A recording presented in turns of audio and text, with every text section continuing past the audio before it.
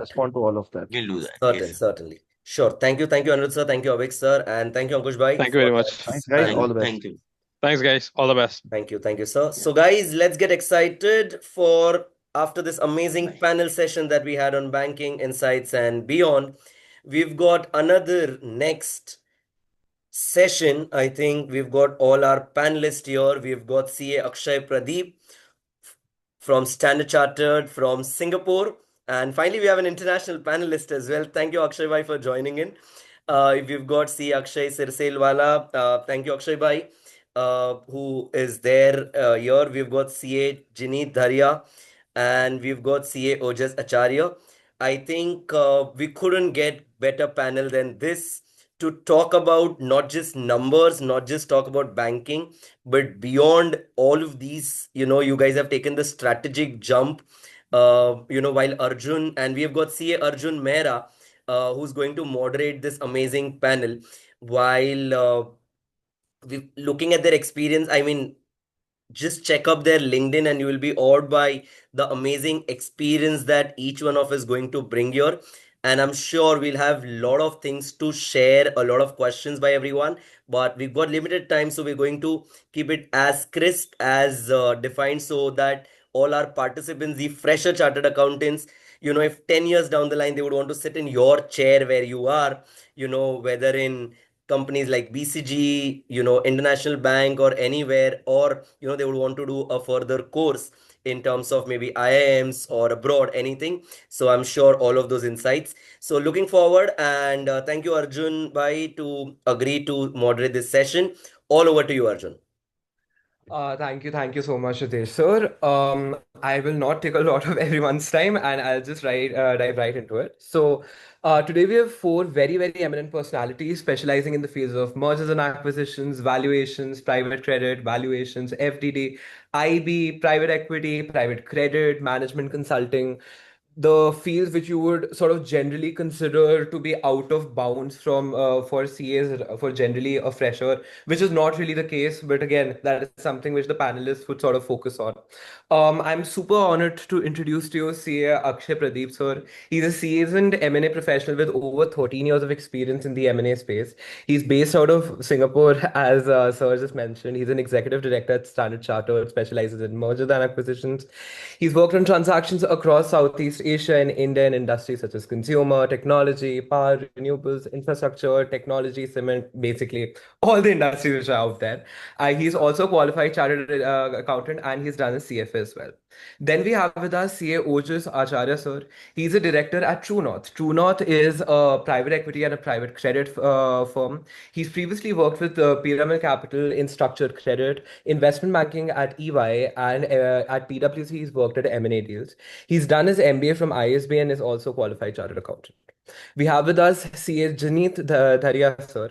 He has to his name two startups, Mushbag, a green packaging solution startup, and Safalya Sarthi, an AI-based edtech startup. He works at Accenture right now as a management consultant. He's a gold medalist both at IIM Bangalore as well as Ahmedabad University, along with being a qualified chartered accountant. And we have with us a person whom everyone knows, CA Akshay Kumar Sirsalwala. He's a senior consultant at EY Parthenon right now. He's worked in BCG as well as Deloitte Consulting. He's done his MBA from IIM Kozhikode. He is a qualified chartered accountant and has also done all his levels of CFA. He is a LinkedIn influencer having over 125,000 followers. And he is a mentor at Inside IIM as well as a faculty at Misa School for MBA. So before I start asking the questions, again, quick request, please have your camera switched on so that everyone can sort of look at you because these personalities, I'm not sure if you guys will get an opportunity to have like a direct conversation with them anytime again soon. So first question is for Janeet sir. So Janeet sir, what exactly is tech consulting and what is the scope that we're looking at in, the upcoming years, given that both tech and consulting are at a boom? And how do freshers break into this field? Yeah, hi, Arjun. Hi, Ruby sir. I think I am in a crowded environment, so if I'm sort of not audible, you could ask me to get back. So, Arjun, the tech landscape is changing so much these days with AI coming into picture that there are so many opportunities out there for chartered accountants. Earlier, as chartered accountants, as fresh chartered accountants, rankers, non-rankers, we used to look at management consulting firms and Big Four consulting in all. And somewhere, there were places like Accenture, a sweet spot where, if you feel that you do not like or you could not get into a BCG or a McKinsey, you could get into an Accenture in as a chartered accountant and learn consulting. But now what has happened is that with AI coming into a lot of areas where chartered accountants are concerned, so for example, finance, for example, regulation, there have been emerging fields like risk tech and reg tech, which are very new opportunities coming up for chartered accountants. So now, if you see in BCG, there is a vertical called BCG X. In McKinsey, there is a vertical called McKinsey Digital. In Accenture, there is a vertical called Accenture Tech Consulting, right? In even in other big four firms, in KPMG, for example, they are hiring a lot on people who are specialized into finance and tech together. And for CAs, this is something which is going to work miraculously well. Right. So as fresh chartered accountants, if I were to give advice to my younger self, what I will do right now is read about these fields of confluence of finance and technology.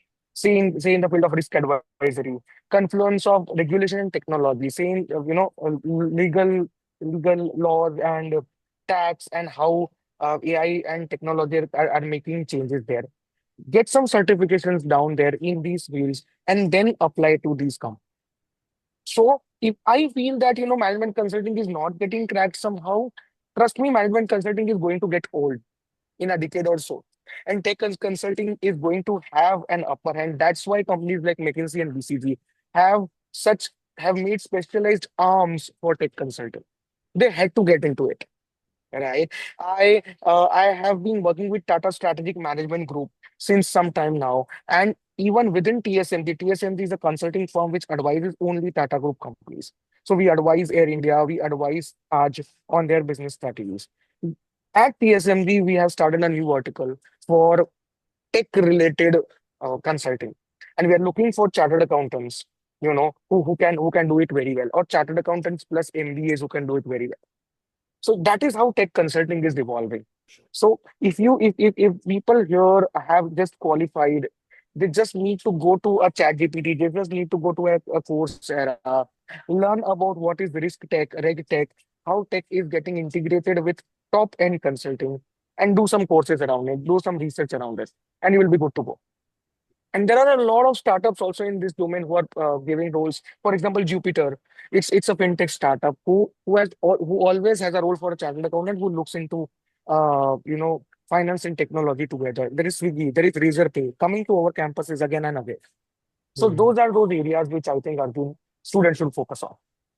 This is super, super helpful, Jane sir. And like I can personally back this point up as well because in all so I worked in three different cases back in BCG and all three of them had a BCG ex person working with us.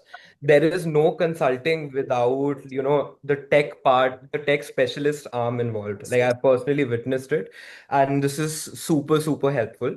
So, just sort of taking a jump from one field to another field, Ojas sir, I have a question for you, and this is a question which personally interests me a lot because for a large part, I also wanted to get into private equity. But what really is done is in private credit, and how can a fresher, break into private credit specifically? Okay. Hi everyone. Hope I'm audible. Yes, sure. Right. First of all, congratulations to all the CAs. I think it's a defining moment in everyone's life. So heartiest congratulations. A bit of introduction about myself. I've been with private credit for last 8, 9 years or so, and I can say that it's a very less understood term in common world. Everyone can associate very well with private equity, but not so much with private credit. Uh, to explain it very simply, I'll just take a couple of minutes to explain what it is. Private credit is essentially, giving credit solutions to private companies, which are a lot more bespoke and flexible. On one hand, you have, traditional lenders like banks and BFCs, who will fund companies for new projects, working capital. On the other side, you have, equity investors, right, who will put in equity in the company and, take a 5, 10 year view. Private credit lies somewhere in the middle. Uh, Private credit comes into picture primarily because of two reasons. there are a lot of use cases for companies which can't be addressed by the traditional lenders like banks and NBFCs. For example, if say one company wants to acquire another company, right? There is a acquisition happening and companies want to borrow money. Now, banks are not allowed to lend for the purpose of acquisition finance, right? So that then comes under the ambit of private credit.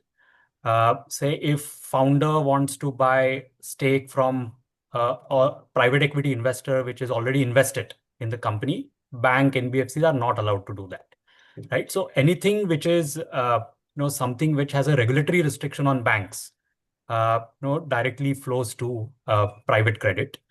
Apart from that, there are also some situations lot which are a lot more complex, and I would say where the risk appetite has to be a lot more higher than what traditional banks NBFCs do. So that again comes into private credit. Private credit requires a lot more nuanced underwriting and understanding of the sectors and companies. Just to give you some returns that private credit funds make. So bank NBFCs, for example, will lend at say 9-10%. Private equity funds will make say 25%. Private credit fund returns will be anywhere between 13% to 20%. So you can understand that higher the risk, higher the return. So there are some transactions which are inherently riskier and hence require more flexible capital. Private credit is split into three parts. First is called venture debt. Venture debt is given to the companies which are new age companies, the companies which are VC backed, not making profits, but they might need some credit solution between the two VC round. Right? Suppose you have raised money now, next round might happen say 2 to 3 years down the line. You need a bridge capital in between. That is one type of private credit, which is called venture debt. Then there is something called as performing credit. Performing credit is taken by the companies which are a lot more traditional, who have a proven track record of maybe a couple of decades. They are inherently cash flow positive, profitable. But say if they want to acquire, they might need acquisition funding, right? So some of the earlier explanation I gave, these are the companies which are a lot more stable. And then the third type is something called as distress finance or distress credit. The companies which have either gone through some history of default in the past, there could be multiple reasons for it, or the companies which are currently undergoing distress, and they might need a real turnaround and injection of capital into the company to underwrite a turnaround over 4 to 5 years. Again, requires something which can't be done by banks. Right. So this is the broad ambit of private credit. Sure. Just to your second question, can fresh CS crack into it? When I joined 8-9 years ago, this was totally no, honestly. So I had also had an MBA degree along with my CA, and hence I could crack into it. But I would give example of my own organization, True North. So we have started a little. I would say innovative program. It is an internship program where we hire 2 CA interns at any point of time, and once they qualify, depending on their performance, we so recently we offered a track role to one of those interns who cleared CA in this attempt. Right. So I would say as this industry is becoming bigger and bigger, the traditional rule metrics that you have to have MBA, etc. Some of that is also changing gradually, and it's opening little by little to even fresh CS. Certainly. Thank you, Ojas sir. Arjun bhai, before actually we go to Akshay Pradeep and Akshay Selwala sir, Jinit sir I think is traveling on somewhere in between. If we can just take one question as Jinit sir, and then I'm so sorry to the other panelists if you allow. So we'll take Jinit sir's one question and then maybe because sir is traveling. Yes, Arjun. Perfect. Janice sir, just a very sort of a quick question. Sort of Yeah. wanted to understand the role of AI in both consulting specifically tech consulting as well as entrepreneurship. And do you feel that freshers should look at getting into entrepreneurship right at the get-go? And this is not like a generic question. When you're talking about these fields, they are very technical fields. So for where technical startups are considered, do you think one should get in right at the get-go? Oh, that's a very well thought of question, Arjun. I think can if you don't mind, let me break the answer into two parts. In the first part, you have asked about how AI is impacting consulting and startups, and where do freshers, chartered accountants see an opportunity here? What should they do about it? That is question number one. And the question number two is whether this can be done at right now when they are freshly qualified, and should they wait it out? So let us divide the conversation into these two parts. And before I do that, I just wanted to thank the fellow panelists for giving me an earlier chance. So yeah, thank you so much for doing that. Answering the first question about AI into consulting and startups, it is impacting consulting and startups equally. So as we already talked about consulting, all the consulting companies and Arjun, what I foresee is that currently what is happening at BCG's, McKinsey's or TSMG or Accenture of the world is there's a strategy oversight which gives advice to the companies, and there is a plugin of a BCG X or a plugin of a McKinsey Digital. To be very frank, I see that changing topsy-turvy. Strategy will sort of plug in into the tech part of the overall game. That is how it is going to be. So BCTX or McKinsey Digital or Accenture Tech is going to take away the entire strategy piece into itself. That is how it is going to evolve. So in consulting, if you are good with AI, consulting for me has been I've worked across with McKinsey, Accenture, and TSMD, three firms. And what I've felt is consulting is all about three things: problem solving, communication about how that problem needs to be solved, and constant execution. These are the three pillars on which any consulting business works. With AI, this is going to sort of make it very easy for consultants and very easy for companies to execute. So what I want to tell you here is that you, as a person who knows AI, would know a chat GPT, which is like a model. You will know something called a LangChain or an AutoGen, which is an LLM coordinator, which takes inputs from the models and gives you results.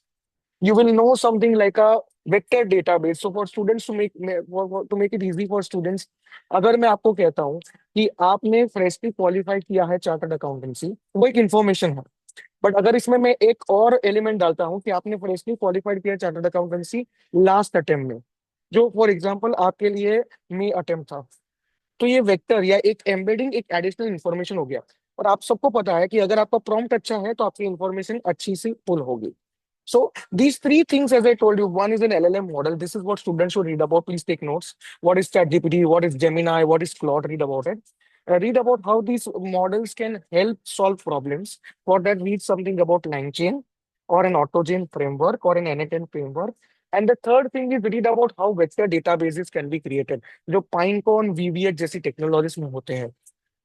You may feel sir कुछ भी बोल रहे हैं, but मैं जो बोल रहा हूँ ये तीन चीजें अगर आपको समझ में आ गई तो आपको समझ में आ जाएगा कि एआई कंसल्टिंग में कितना बड़ा चेंज लाने वाला है using these three technologies which I talked about, because these three technologies together can do problem solving, can do communication, and can make execution possible for companies after consultants are out of their jobs.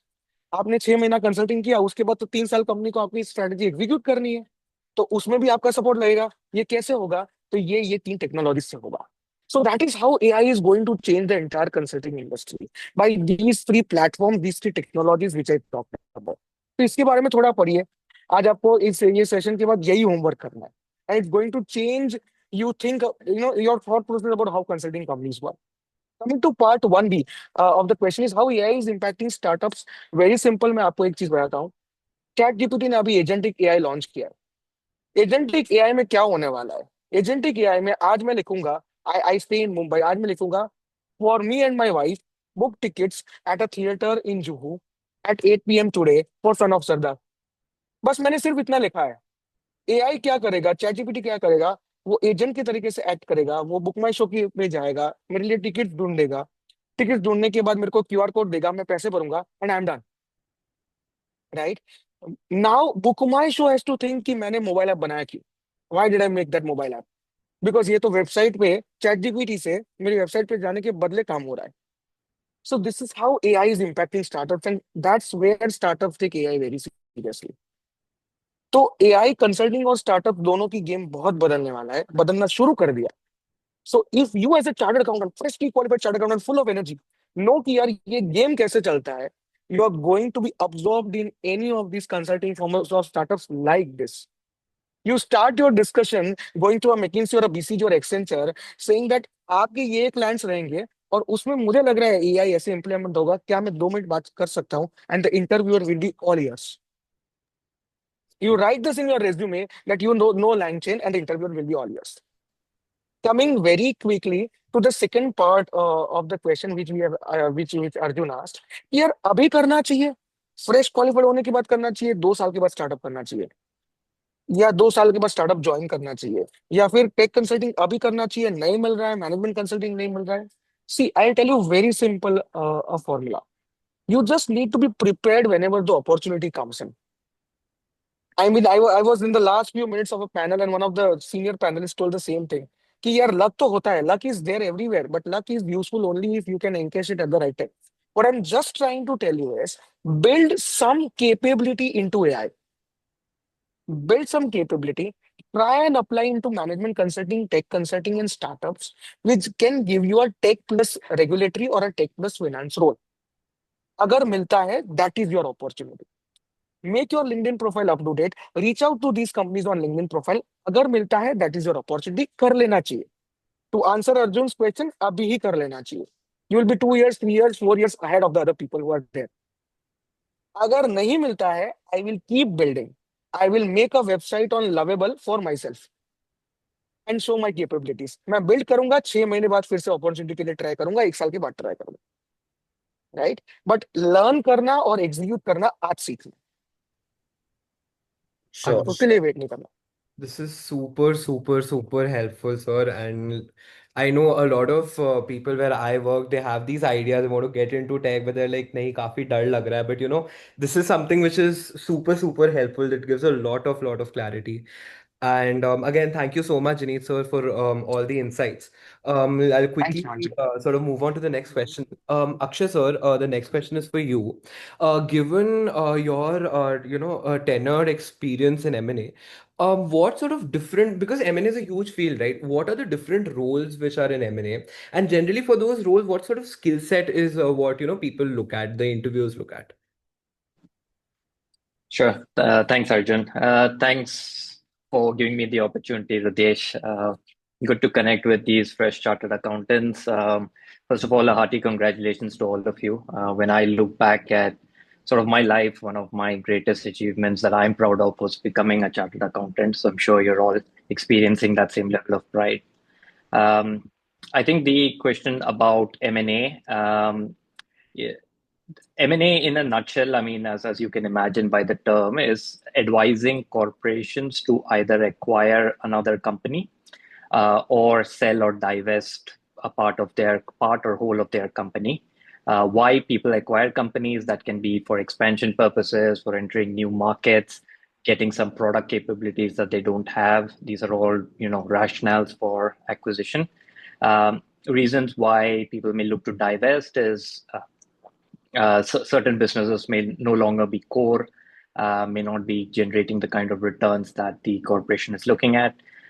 So these could be reasons why you would look to divest. There are certain organizations, and Ojas referred to that earlier, like in private equity, where their whole business rationale is to come in, have a 5 to 10 year mindset, acquire companies, grow those companies, and look to exit. So those are also trigger events for mergers and acquisitions. So that's kind of the broad description of what mergers and acquisition entails.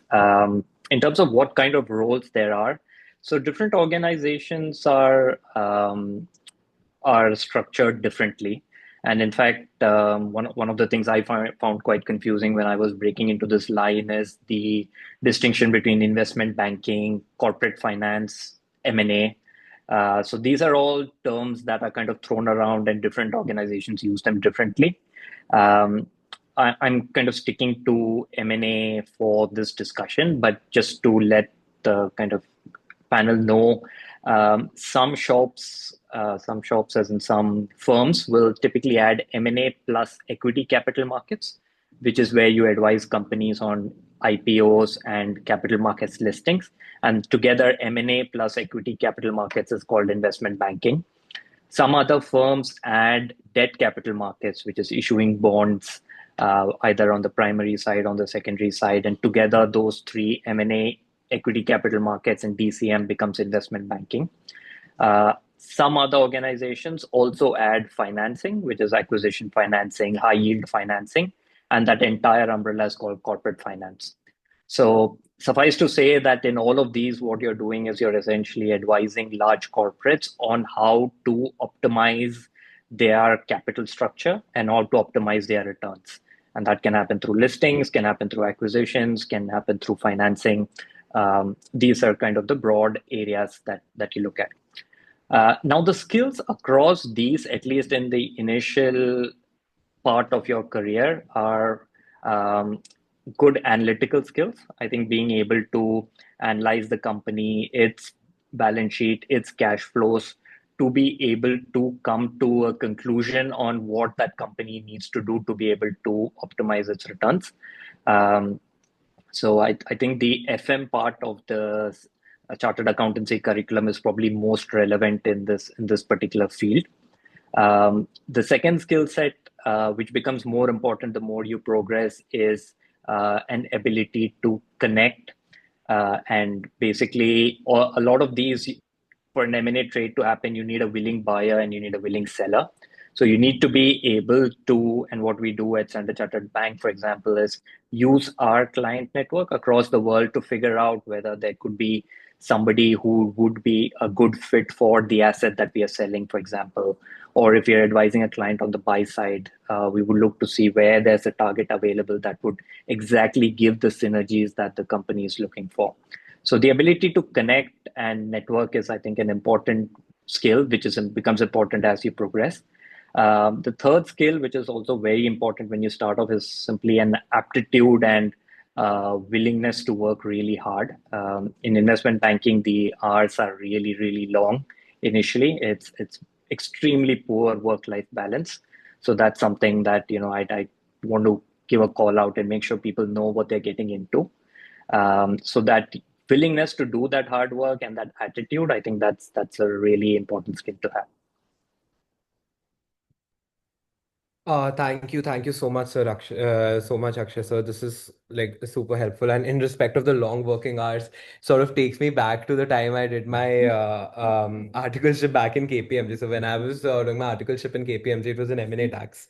So while I was not like in the real deal making, but like I could see the people who were involved in the deal making, and they were just there all the time in office. I used to go to office and leave office almost as if they had a tent in office, always doing something there. I But think just to share, I think I remember Akshay sir when he started with career at Stancy, we used to actually asking that please message us, meet us. The number of hours that he used to, he took all our friendship time to the office only. Right? Great, great. Continue, Arjun. Yes. Super helpful, sir. So, moving on to Akshay Kumar, sir. So, given sir your experience in consulting, and a lot of it for that matter, what do you generally see in like a fresher and specifically a CA fresher while interviewing them?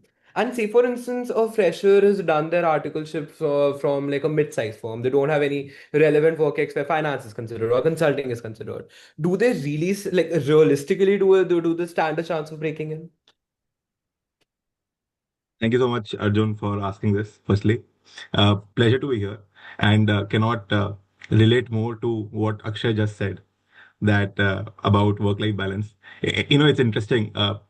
Till 5, 6 years back, people, you are always asking people, how do I get in consulting? How do I get into M&A? And after 2, 3 years, you are like, how do I get out of consulting? How do I get out of M&A? So, that's the circle of life.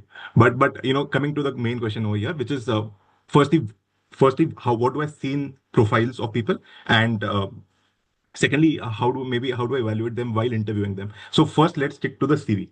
Now, if I talk to you about my CV, if I look at my CV from when I became a chartered accountant, it was it's really sad to look at, because even though I had points to show, the way I wrote it was not very great. So first things first, please, go online, check out what is the latest good profile. I think BCG, and Arjun would also be able to help here, but BCG has releases a format which you all can use, which is free. So please use that, right? So first things first. Second is, if you look at while shortlisting, there are four things which consultants normally look at. Very fixed. It's fixed. Academics, you have work experience, you have PORs, which is positions of responsibility, and extracurricular activities. These are the four major things which every consultant will look at. And normally, what the wording we use is, we need you to have a spike or something extra in at least two, one or two of these points. So if I talk about so if I talk about academics, guys, what are some ways in which you can have a spike? One, uh, if let's say you've cleared in one attempt, right? People will hate me for this, but it's a fact. Then secondly, if you have a rank, great. If you have been consistent in 10 12th graduation, great. 80 plus 90 plus always helps. So these are few things which will help you in your academics. If you Then there are certifications also. So if you have done CFA, etc., it will help. I also saw questions on doing some other courses. We'll probably double click on them later. Second is work experience. Now, obviously, for a CA, a fresher CA, work experience would mean what kind of articleship firm you did your articleship from, some industry training as well. So if we talk about articleship, obviously, if you are from Big Four, it will help. Or if you are from a mid-sized firm, a well-known firm, it will definitely help, because you also have better clients to show. So the interviewer, while reading it, knows that Acha, you've done some work, and he can trust your ability to be professional. That will help. If let's say you're not from a very good firm, but if you have done some interesting work, then also it will be very helpful. You can if you word it properly, and you can impress the person who's reading it, can really help you land the shortlist. And obviously, if you have won some award, etc., great.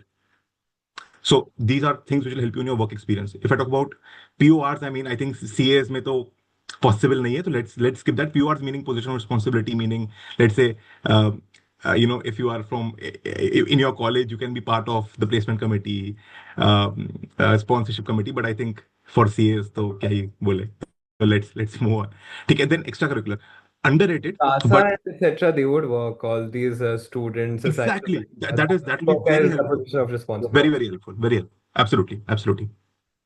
फिर extra curricular में if let's say I'll tell you what helped in my case is I used to write, so I use those credentials that of following views, etc., to communicate that. There are multiple other things, if you've played sport at some level, all of this will definitely help. So if you have a spike in at least two of these four areas, it will that is when you will get shortlisted, right? Then what will people look at once you're shortlisted? Yeah, very important that most consulting interviews have a typical format. First 5 minutes is basic HR questions. Next 30-40 minutes is a case interview, and last 5 minutes is they ask you, they ask you to ask any questions, any follow up. Right? Please be prepared for that. The basic HR questions are very typical. Tell me about yourself. वो रट्टा होना चाहिए. I mean, if you wake me up at 1 in the night and ask me to say it, मेरे को याद है वो answer मेरा. So please, एकदम structured. Tell me about yourself होना चाहिए. 1 minute. That's it. And you should be prepared for how to handle case interviews. All these books are readily available. I am Ahmedabad. मेरे हिसाब से that is the best book I suggest. Easily available in the market, free of cost.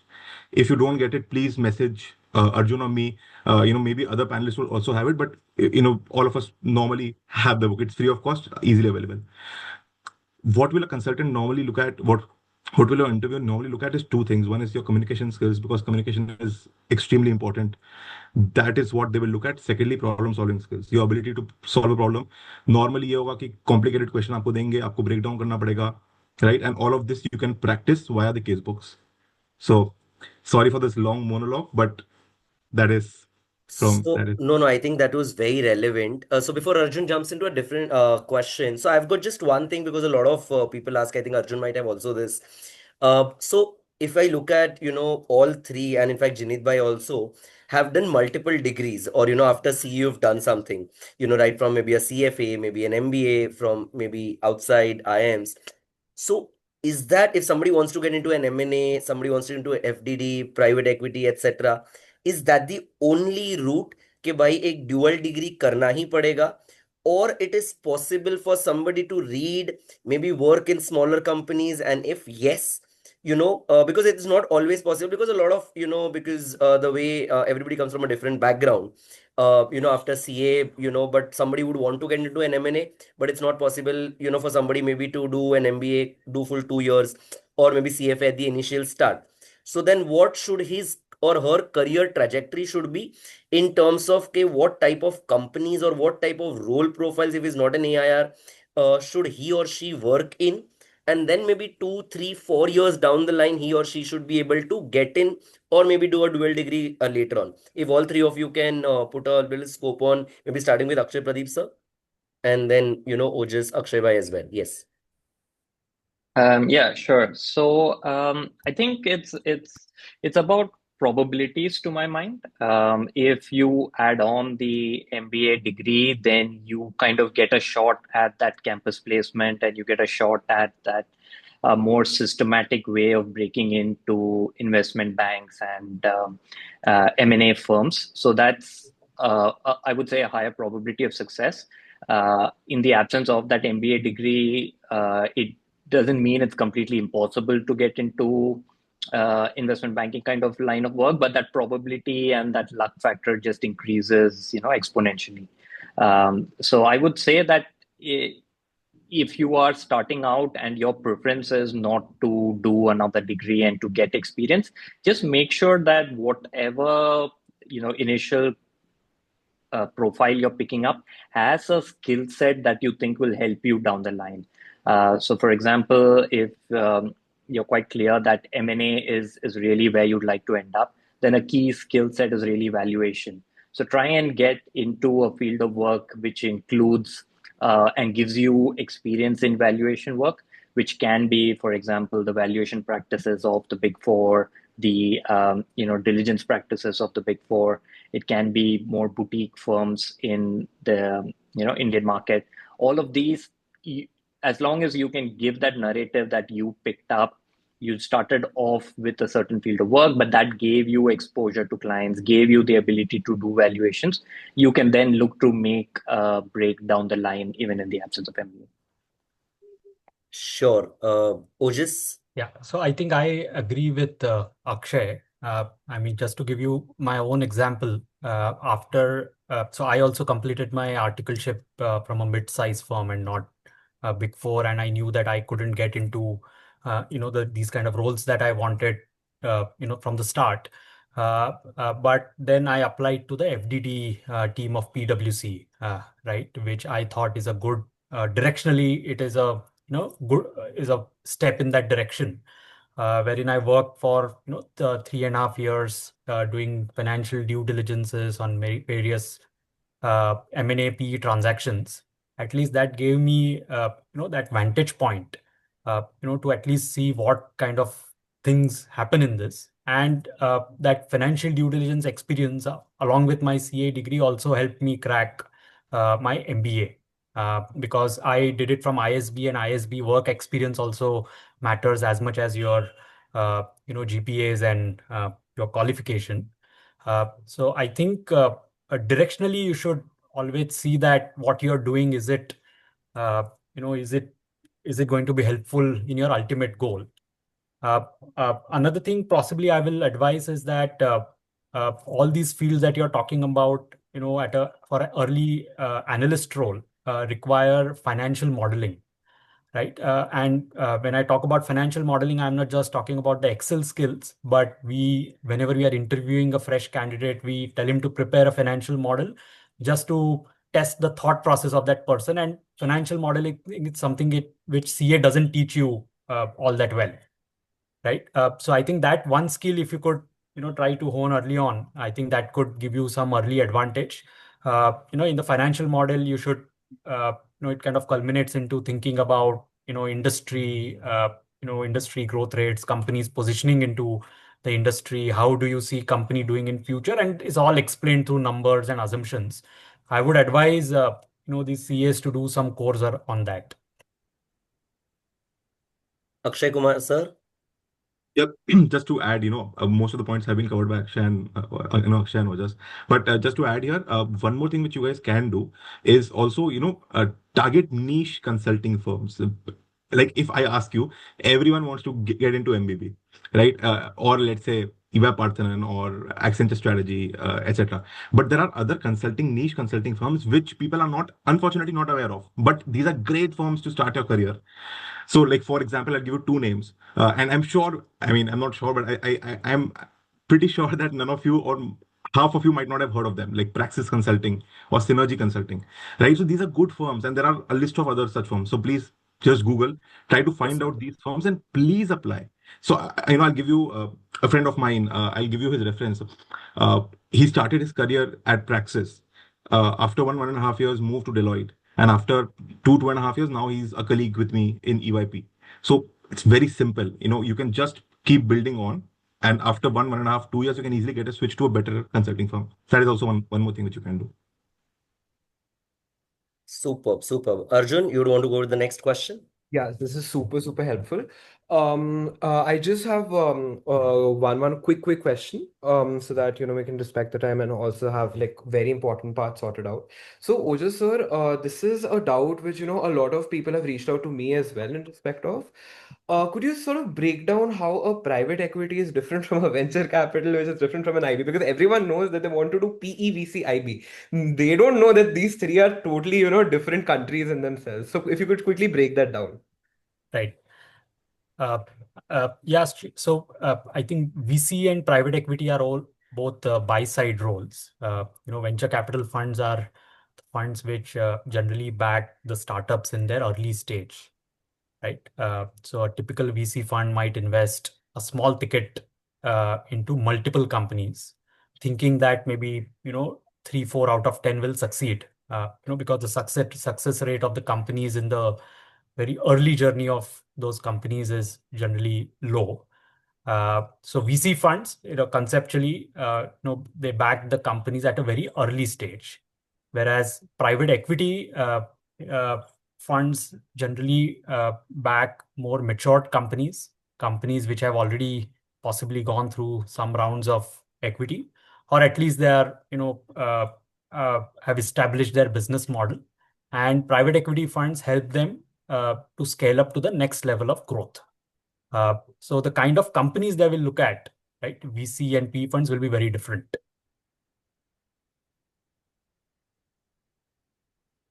Sure. Understood. Super helpful. And how's the like a day in an analyst like so if I join as an analyst in a PE and a VC versus my role as in an IB, how would the day look differently for me?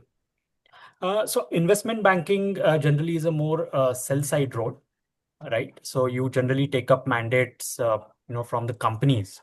Suppose there is a company A which is looking to raise private equity, or if there is a company A whose founder wants to sell out, right? They will appoint an investment bank, and that investment bank's primary goal would be first understand the company. So you will spend time in to understanding the industry, company yourself. Uh, then you will decide, you will have some estimate of the valuation of that company, and then a lot of your time will go in actually identifying the suitors of this company, right? Either on the private equity or acquirers. And once you identify, those funds or acquirers, then you will have to run that process from start to end, right? As I said, right from, building the financial model, building the marketing collaterals, etc. So the analyst role will go in actually doing the market mapping, preparing the models and information memorandum, which can be shared with those acquirers who are who can get a good amount of information early on. Then, of course, after discussing with the company, you will shortlist some potential suitors and then take the process forward. Right? Then the company will undergo a due diligence process, and then the funds who are looking to invest in, they will have their own investment approvals, etc.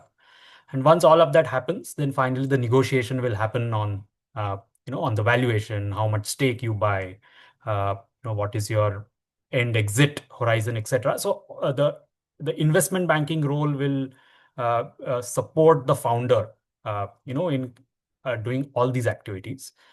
Whereas if you are an analyst on the PE side, you are on the other side of the table, right? So you will get proposals from multiple investment banks, right, to evaluate companies. So I would say 50% of the 50% of the time might just go in understanding the industries, right? Every private equity fund has, they focus on 3, 4 industries, and they keep doing a lot of research in those industries, and they find out what targets they could approach, they could meet, and they could progress their conversations upon. So that could be, I think, the 50% of the work. Balance 50% of the work will be actually deal specific, right? Once the actual deal comes in, right, then you have to understand the company, understand the industry, negotiate the term sheets, etc., and finally do the diligence and IC work. So you are on the two different sides of the table, I would say, when you are on IB side or a P side. Understood. And Akshay can add possibly, since he works hands-on. Yeah, no, I think we just covered it perfectly. That's exactly right. This is super helpful and brings in a lot of clarity. But Akshay sir, I have a similar question, like sort of linked to what Ojas sir said. So just like Akshay Kumar sir talked about these boutique consulting firms, are there certain boutique M&A firms as well, because for people who can't just start off with the Stancy, but can enter into these smaller firms where IB is considered? Yeah, no, absolutely. I think that's a very good sort of starting point to make a break in this field. A lot of Indian boutique firms have done really well. If you think about the likes of Avendas, O2 Capital, Upward, these are kind of names who they started off in a really small way and then have managed to tap into and crack into some really big deals. What these boutiques do is that they will give you a lot more exposure in terms of uh, being hands-on on the deal. So the typical deal team in some of the larger investment banks is more structured. So you would have an MD whose job it is to originate the deal. You would have mid-level, somebody who's kind of responsible for advising the client and the signs off on all the material that's presented to the client. And then you'll usually have somebody who's actually doing the work, which is the analyst role, and then an associate who's kind of supervising and making sure that everything ticks and ties. So it's very structured in that way, which is good in the sense is the level of quality control is very high, and the presentations that are actually made to the clients, and these are presentations made to senior stakeholders like the board of directors, the CEOs. So these tend to be very, very high quality, very thought through analytical pieces. But on the flip side, what can happen is that as an analyst in these firms, for a long time you may be doing a lot of grunt work. Like there may just be one deal where your job is to manage the data room, which means that all you're doing is uploading information, organizing it, sorting it, so that investors can look and analyze that information. Um, in a boutique kind of setup, it's less structured. So what will usually happen is a deal team is just 2 or maybe 3 people, a more senior person who's kind of has the client contact. And very soon you will be expected to get in front of the client, lead them through what they need to do. So it's a kind of trial by fire. The learning curve is very steep, but it is very valuable experience. And you can get in front of clients a lot faster. You can build those client connects quite good. And you can either leverage that to kind of move into a different place if that's what you desire, or you can kind of use that to grow, within that firm, or even set up something yourself. So those are the options. Understood. Thank you so much, Akshay sir. Super helpful. And again, I can sort of see this grunt work wala part, because whenever I stay in Bombay, I stay with a flatmate of mine is in IB, and he's basically his office is in his house, because whenever I'm with him, it seems as if I'm working at office only. But sort of understand what this entire thing, he is in charge of the data room, so I sort of understand where you're coming from. To sort of close this entire session, Akshay Kumar sir, just a quick question leveraging your expertise. In all these fields which we talked about, what role does LinkedIn play, in getting these opportunities? And I have had like at least 150, 250 people reaching out to me that they don't know how to start off with LinkedIn.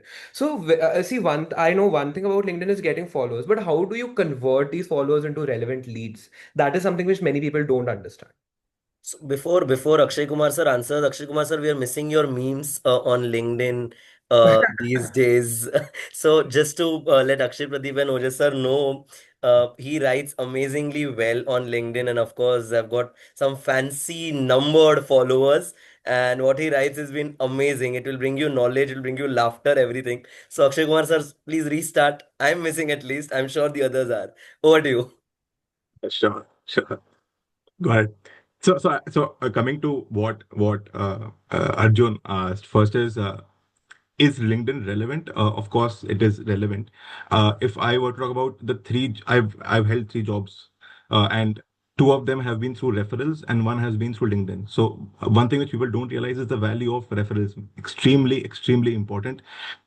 So how can you ask people for a referral, or how can you reach out to people? One is obviously if you know people from your own college, right? So and hence MBA helps, specifically for, I mean, Ojas sir or Akshay Pradeep sir would also agree that MBA is very, very critical because you build that network. So you can reach out to people who are seniors, and you can get a referral in your desired firm. So that's one way. The other way obviously is through LinkedIn, right? First thing, what you need to do is find the right person. If let's say you message me asking for a referral in the audit team, it just makes no sense because I won't have, I mean, I won't have many people, I won't know many people, or I won't know the relevant seniors in audit. I work in consulting. So the first thing you need to do is find out the right person working in the right team. Extremely important. This will take some time, but it is better to invest those 15-20 minutes and get to the right person than randomly messaging someone for a referral. Second thing, personally, I like a set format. I mean, so if I were to message someone, the format I follow is first I start with some pleasantries. Hello, hope hi Akshay, etc. Please पहले तो name भी सही होना चाहिए. कई बार name भी गलत लोग मैसेज कर देते हैं. रुदेश सर को तो बहुत आए होंगे. I'm not kidding. I recently got an invitation to an IIM, an early stage. I mean, a new IIM. Name galat. Name galat. Bolo. Anyways, ठीक है. So first, please I pleasantly. was called Nilesh on one LinkedIn reach out message. Okay. People like, hi Nilesh, how are you doing? Okay. So yeah. So first is please name pleasantly. Pleasantly, matlab, hope you're doing well. Whatever. If let's say someone creates content, you can probably drop in a message or talk about the last post, or let's say if let's say ओजस ने कोई interview दिया है कोई newspaper में, आपने कोई एक line उसका डाल दिया, क्या read your interview, really liked it, just so that connect बैठ गया. First. Second, then you talk about why you messaged him. Please tell them which role you want to apply for, which team you're applying for. Please be very specific. Then talk to them about your background. Yeah, if you are asking someone to refer you, please also tell me who you are, what you've done, why is your profile relevant to our team, right? I think if you follow this, first you try to form a connection with me. Second is you tell me what you want from me, and lastly, give me a background. For me, I think that is good enough. And obviously, at the end, please give me some contact details, either your email ID or your phone number, so that if at all I want to reply back, etc., I can also use that. I can use your number, or I can use your email ID. This is the format I would follow. I think that's it. So find the right person and send the right message. Trust me, it's underrated, but people do reply. Uh, you just need to put in some effort and message the relevant people. This is super, super helpful, Akshay sir. I think this is something which is very important. LinkedIn sort of becomes the most popular means today to, reach out to people. And it's such a beautiful platform. You can reach out to the CEOs of companies, and if you're able to play your cards right, you can, directly get a referral from them. But yes, that is about it from my side. Thank you so much to all the panelists. It was a super insightful session for everyone, especially for me. Loved being part of this. And again, many thanks to Hriday for sort of arranging this whole thing. I'm sure it helped many people a lot. And over to you, sir. Sure, sure. I'm going to be having quick, maybe one odd question before we stop and finish the session. I'll just take 5 more minutes with the permission of all the panelists. So typically, so Arjun has also been a LinkedIn influencer with amazing number of followers, and I keep seeing his posts, and we requested him that if you could moderate. He keeps writing for the next student generation, the upcoming CA. So that's very well, Arjun. So panelists, so we typically, okay, so for everybody audience, if you realize all the four panelists, that is Akshay Pradeep sir, Akshay Kumar sir, Ojas sir, and Jinit sir, all have done articleship from a mid-sized firm, right? I think none of you have done articleship from a big four. So while, generally people have this myth, कि अरे यार big four मिला, तो ही, we will get into M&A, McKinsey or etc thing. But most of them, in fact, all of them, all of these panelists have pursued another degree, right? Maybe could be an MBA, maybe an MBA, from an IIM, ISB, or a CFA, or both of them. I think Akshay Kumar sir has done IIM Koi Code, CFA, FRM, etc as well. Akshay Pradeep sir is a CFA, a ranker. Ojas sir is a CA, ISB Hyderabad. But so, in case if somebody wants to do an MBA, we often get this, and I often get this doubt that should I do my MBA immediately after becoming CA, or should I do after 2 to 3 years of work experience? In case if I want to do, and first is should I do? So, if all three of you can just quickly throw a light, in short, Akshay Kumar, sir, you want to go first? Go ahead. I just saw Ojas sir unmuting. If Ojas, if you want to go, otherwise I'll go and No, no, I please, don't. please go on. Please go on. Okay, yeah, sure, sure. Okay. So two things. Firstly, जो Hriday sir ने बताया कि mid-size firm वाला point, honestly, even a mid-size firm would work. It's not a problem at all. I mean, my ex-boss was on the panel today some time back, Mr. Nilesh Vikam. I did it from Khimji KKC. Korji. So I'll tell you what I always highlighted when from KKC, I always had very good points because I was part of the election canvassing for some time. I did multiple interesting projects. So even if you are from a mid-sized firm, if you have good points to showcase, great. And I also got a best employee award. So that is, I also showed that off, right? So if you have good point, even if you are from a mid-sized firm, you can have good points to show. Second is, multiple degrees. Yeah, obviously multiple degrees help, but please, I keep saying that because काफी sexy लगता है कि यार अच्छा आपके पास 5 degree या 4 degree है but please don't run keep running after degrees doesn't matter even if you do one और two very well I mean Arjun doesn't have an MBA but he got into BCG because he's a ranker all India rank one guys we have a legend amongst us right so even if you've done 1 degree very well the fact is people like us had to do 2 degrees because we could not do 1 degree very well so that's the reality right so please उसके पीछे मत भागो uh, even if you do one or two, good enough. That should be good enough. Sure. And now I've forgotten the question. No, Sorry. question is if somebody wants to do an MBA immediately or maybe after 2 3 years, what should they choose?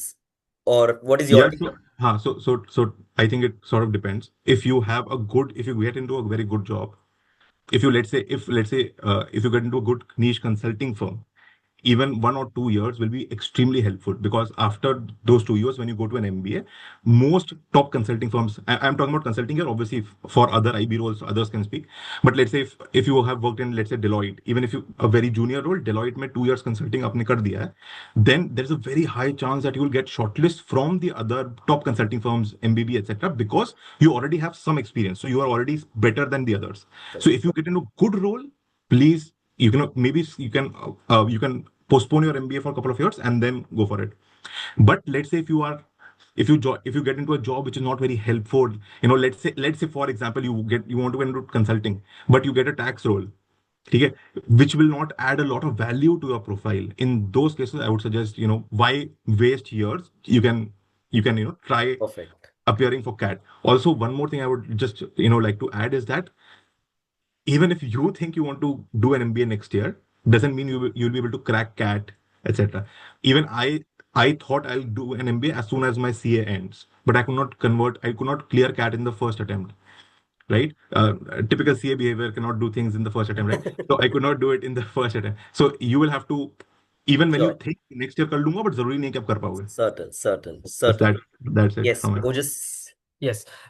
So Rudyesh, I think to your point on mid-size firms, I think what I would like to highlight is MBA acts as a great level playing field, right? It doesn't matter which firm you do internship, etc. from. No one is going to ask you when you are getting placed in MBA institute, and hence it's even more important that you do MBA if you want to get into these roles and coming from mid-size firms. On the question of when to do MBA. I think here I would couple of points. The way the MBA institutes work overseas is little different from the way they work here. India. Like if you look at say any American university, the average work experience of a batch might be 4 or 5 years, right? So they're expecting you to work after your first degree and before applying for MBA, whereas in India, right, it will not be more than 1 or 2 years, right? ISB is the only exception, which actually, in my batch, the average work experience was close to 3, 4 years, right? So my advice would be that it is always good to work for 1 or 2 years, just to get some practical experience, so that what you learn, in MBA, you can relate to what you have worked before, but don't delay it beyond that. After 4 years, 5 years, if you think about doing an MBA and you want to get crack into IIMs or ISBs, what could ultimately happen is that your batchmates would be all 1, 2 years of experience, and you would feel little Correct. senior, and the placements are kept thinking in mind the average You tenure of the age batch, etc. threshold. So my suggestion would be, I don't delay it beyond 3 years. Sure. Akshay, would you want to throw light something on this? Not really on this point. I think both the panelists have made extremely good points and have covered everything. Maybe just as a closing kind of Yes. general statement from my side, I when I look back to when I was in everybody's position here, and now that I've had the benefit of being 14 years away from that point, I just want to say, at least from my perspective, I now think that there's no such thing as the perfect career, right? When I was in the shoes of deciding what to do after CA, I thought that there was this one thing which would be the right start, and I needed to get there and then build my career, and that would be the only path forward. I just encourage everyone to view the fact that you have all these opportunities and you are thinking about what you can do, and your life can go in many different directions as a positive. Um, I unfortunately made the mistake of being overwhelmed and thinking I needed to get that one break, and if not, things would not work out. But I have had the benefit of spending some years in the industry, meeting a lot of people. There are a lot of different careers and different paths, and which can all be equally satisfying. And people may start off at some other place, may eventually move on to something completely different. So, enjoy this period where, the world is open to you. Don't be too concerned that of getting the right break right now. As long as you are learning and you're building up your skill set, have the patience, which is very much required for the CA degree also. Show that same patience for your career also, and I'm sure you all the best to all of you.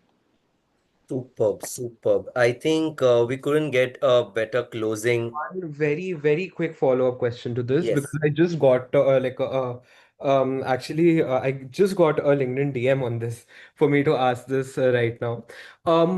Just like in a quick way, should a person go for like a 1 year experience and then like a 1 year MBA, or maybe a couple of years of experience, 1 year MBA, or directly get into like a 2 year PGP instead of an MBA? Is there a difference in terms of how the placements would look like if they go for like a 2 year PGP versus a 1 year MBA?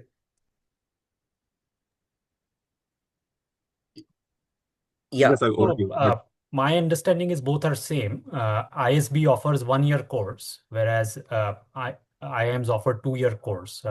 I think recent development is that now ISB is also starting to offer 2 year 2 year course. course, Yes. right? So it doesn't really matter. The ISB 1 year course is a lot more intense because they are just shrinking everything in 1 year. So then But it anyways takes care of your 2 year because you need minimum 2 year of work ex anyways before correct. doing a Because when you're doing a 2 year course, anyways, you have 3-4 months of internship, right? Correct. So actual time on campus is maybe 1.5 years. Here they are just shrinking into 1 year and there is no internship. Super, super. Akshay Kumar sir, you want to add something before we close? So Oja sir has covered everything. But just one last thing I would like to add to this point is the way when I was, when I was applying for, appearing for MBA, how I evaluated ISB versus IIMs was, I think when I tried to go for an IIM, most people, almost 50%, 30-40% of the batch will not have any work experience.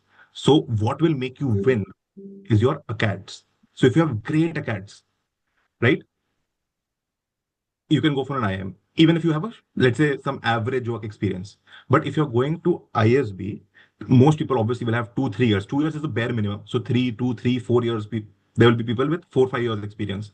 So over there, even if you have okay ACADS, but if you have a great work experience, that will make you win in ISB. So just here, दिमाग में रखना, if you have great ACADS, if you have average ACADS, probably going to an ISB would make more sense because अगर आपका let's say 7 या 8 है 10th या 12th में, तो your chances of getting shortlist slightly decrease in IIMs. Correct. So let's say अगर आपके पास 70%, 75% 12th में है, तो in ISB, if with good work experience, an ISB would make more sense. Is probably just Perfect. I'm just thinking from the point of view of a candidate. So that's it. Superb, superb. I think what Ojas Akshay Kumar said, absolutely agreed. And I think what Akshay Pradeep sir said, in terms of not everybody could directly get into at the outset core M&A, core IB, core consulting, core P. But I think, the patience that the degree has taught us would eventually taken at that point in time. I think the insights that were shared today in this session, including all fields that somebody wants to take something beyond the curriculum numbers to a strategy level, whether it could be studying further or it could be something in terms of work experience working in boutique firms, big firms, how to get in. I think we've covered it all. Let me once again thank Akshay Pradeep, Akshay Kumar, Ojas, and Janeet Bhai as well. And thank you, Arjun, for that excellent moderation. Participants, definitely you could connect to them maybe on a professional LinkedIn, anything. For any help, of course, you could put in the group or send me up. Happy to solve. Tomorrow there's an orientation by the WRC again sessions. Day after you have an orientation by the ICI, and then the campus fits in. But I think just as a last, if you could get amazing job from the campus, superb. But in case if you do not, I think there is nothing much to worry. Not necessarily, all the panelists, including us, have, always just got a job from the campus directly. There's a lot of opportunities outside there. I think in the starting 2 years, what needs to stick around is something that we want to do and work related things after CA as well. That is something most important. Thank you so much once again, all the panelists, and couldn't be a better day than today. Happy Friendship Day to everyone, and lovely meeting all of you. Looking forward for more sessions. Thank you. Thank you, Ritesh. Thank you so Thank much. you. Thank you, Arjun. Thank you. Thank you, everyone. Thank you. Take care. Bye.